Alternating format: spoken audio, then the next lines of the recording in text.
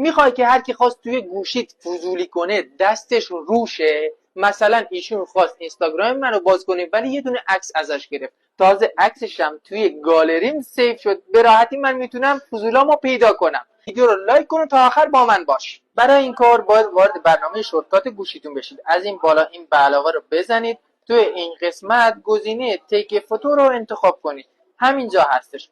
توی این قسمت این دوربین رو تعویض کنید با نمونه دوربین جلو. اینجا هم این تیک رو بزنید و این تیک رو حتما باید خاموش کنید.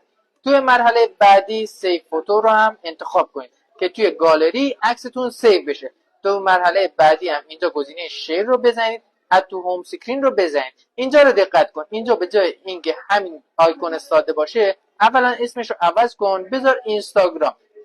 دوما اینجا هم توی قسمت چوز فوتو آیکون اینستاگرام تو انتخاب کن. آیکون اینستاگرام من از قبل دانلود کردم، شما میتونید دانلود کنید. بعد چوز رو بزن و اینجا هم اد رو بزن. الان توی صفحه اصلیتون اضافه شده، هر کسی که روی اینستاگرام ضربه بزنه به راحتی عکس میگیره. اگه نمیخواد کسی وارد حریم شخصی گوشید بشه، همین الان این کار رو انجام بده.